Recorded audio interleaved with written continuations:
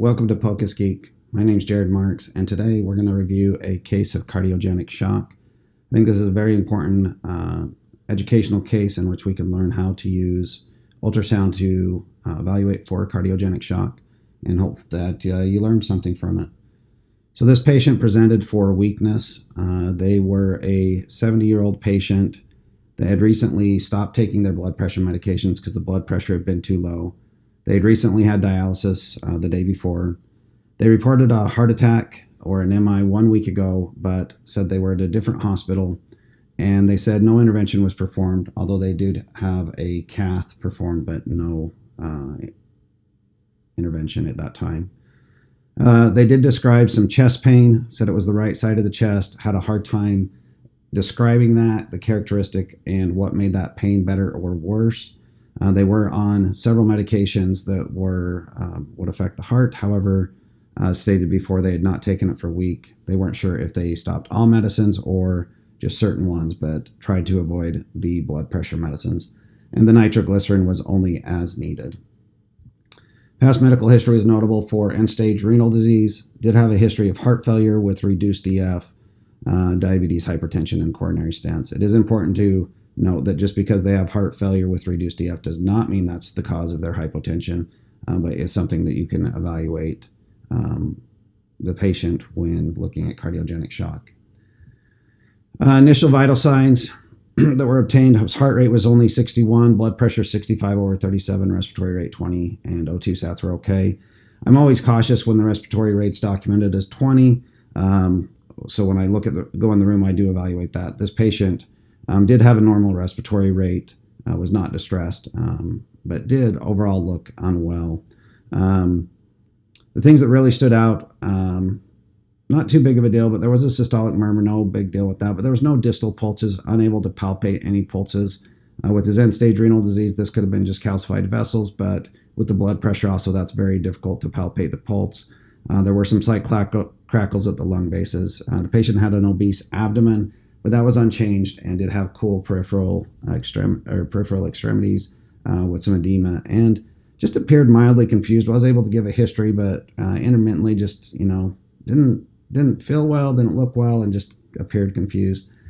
Here's an EKG similar to what the patient presented with. There was no real diagnostic criteria here met, nothing that stood out, and this really looked unchanged compared to prior EKGs that we had within our system. Now, again, this patient did not frequent our ER frequently, and instead went to another hospital when he needed care, and just happened to end up in our emergency department on this particular day. Now, we got this diagnostic here. We're going to do the EKG. We also can perform diagnostics at the bedside, and I'm always going to think about using Care Ultrasound or POCUS in my critical patients that are hypotensive. I really want to get that to the bedside. That can help me determine many causes of cardiogenic shock. And I'm going to get that to bedside. And I like to think of these as the critical care POCUS studies that you can do. We can combine these as one group, often known as the RUSH or HIMAP exam. And I consider these to be the important things that every critical care physician and emergency physician should know. This has also been referred to as the pump, the tank, and the pipes. This is just ways we can assess for causes of hypotension and shock in patients. Now, keep in mind that not all types of shock are going to be defined by this, but this can narrow your differential diagnosis as you're evaluating patients. It's important when we do ultrasound or point-of-care ultrasound that we always have focused binary questions. These are the questions that I teach and suggest you use for evaluating the heart. They're pretty straightforward. I'll put them in the comments below. So as you are listening to me and maybe trying to read these, you don't have to focus on them too much, but you can hit pause here, look at them here, or they'll be in the description below. But I'm going to go ahead and start with the ultrasound. And this is a parasternal long access. If you haven't had a chance to watch the cardiac video on my channel, go ahead and do that. That will help go through the basic performance of this exam. But we can see here that out here in the left ventricle, that there is just not a lot of movement going on. This being the left ventricle here. And when we watch those walls coming in, they're just not moving very much. We've got our mitral valve here, aortic valve, left atria. That left atria looks a little bit enlarged. Remember that the right ventricular outflow tract, the aorta, and the LA should all be similar in size. The aortic's kind of our reference here, given that this is dilated compared to this, and this is dilated compared to this. These do look equal to each other, but the aorta being our standard here, given the other two are dilated. And so what we can see here, if we look back at the binary questions, is the function looks reduced, and also the atria and the right ventricular outflow tract look enlarged. I'm going to go to the next image. So often when I see reduced EF like this, I'll increase the depth on a peristernal long axis. This allows me to look back here in this portion at the left lung to see if there is any fluid collection or a pleural effusion or even pulmonary edema. In this case, there's no significant pathology seen. We're going to go forward and we're going to see the peristernal short axis. Again, we're just seeing the left ventricle cut in a short axis. And again, we can look at that wall, that donut shape, and just really see that those walls are not coming into the center very much. This is a significantly reduced EF. And we don't put numbers on it, but this is as bad as it can get for individuals. We're going to come out to the apical. And on the apical, this can be a little bit hard when the heart gets so enlarged. This patient had a fairly thin chest wall, although a lot of abdominal obesity. That thin chest wall can be hard to get the right angle for looking at the heart. Now remember, the right, we said earlier the left atria looked big. The right atria looks similar in size to that. The comparison of the left ventricle to the right ventricle looks about a right. That's usually a 0.6 right ventricle to a 1 on the left ventricle. But keep in mind that they looked enlarged on the peristernal lung. So I personally think all of these chambers look dilated and enlarged. And we're going to go on to our subxiphoid view. Again, we see on this view, it's really helpful to pick up small effusions. We're going to look here between what is our liver right here and the right ventricle. And this is going to be an example of no pericardial effusion, but just a severely reduced EF. Again, what looks like an enlarged heart or cardiomegaly. We're going to go to our short axis at this time, and this is a short axis subxiphoid. Now we do this a little bit different in EM typically compared to cardiologists. We are going to rotate the probe towards the feet. Cardiologists will get this view reversed, but again, we can look at the left ventricle out in here and look at the walls and just see that they're not collapsing towards the center very well. And then finally, we can get our last view of the cardiac exam, and this is an IVC view. What we do see is the IVC is here, and we're going to look just distal to the hepatic vein, which is right there, and notice that these walls are not collapsing towards each other with respirations. We can see a little bit of echoes in the IVC. This is due to a low flow state called a rouleau formation, but it is you should recognize it, but in this case, not significant pathology other than telling us it's a slow, low flow state. Back here, we do see the right thorax, and we can see that there is a pleural effusion and collection of fluid within that cavity.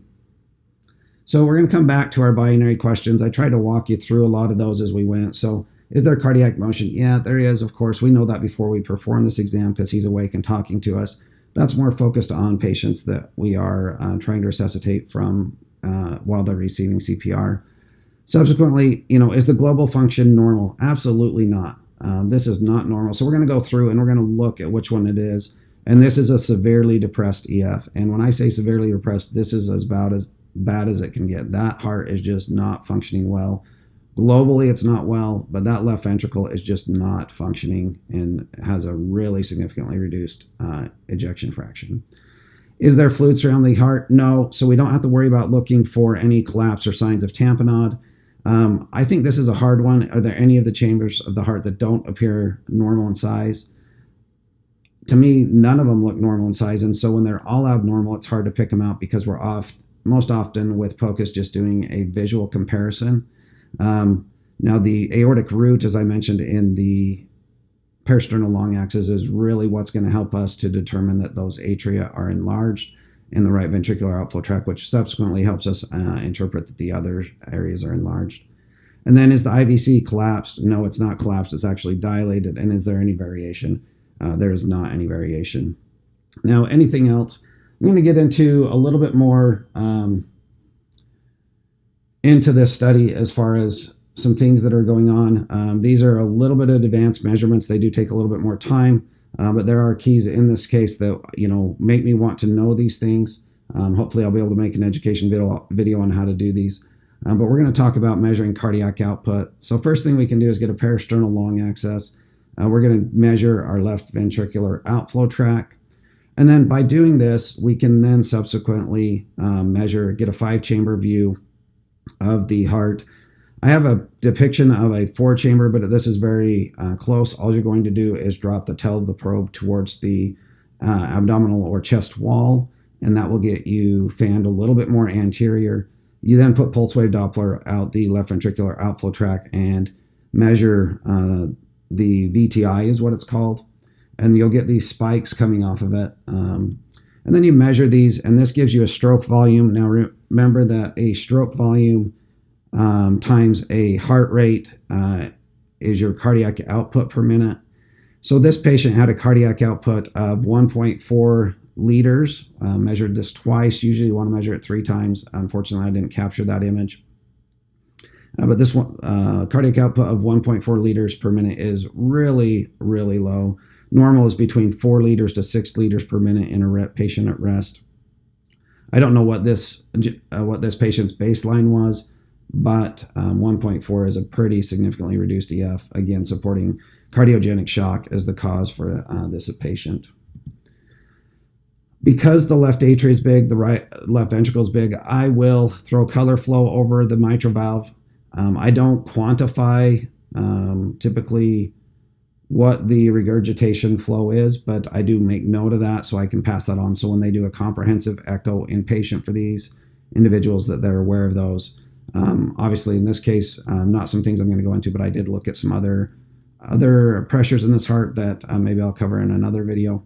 But I hope you found this helpful as far as understanding how to look at the heart in a cardiogenic case. And I think even without doing the cardiac output, you can determine that this patient has a really low function and that you need to support this with some ionotropy and chronotropy. So, what would you pick? What medicines would you pick? And in this patient, we actually picked epinephrine as our starting medicine. We felt that would give us everything we needed and a little bit peripheral vasoconstriction.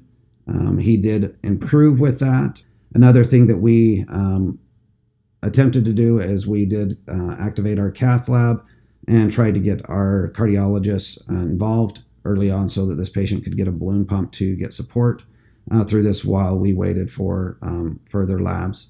Labs did take a while to come back in this individual, and all of this was done beforehand, and we were able to make these interventions before they did come back. Really, what was notable is that he was not perfusing his extremities well, and his lactate was above 6.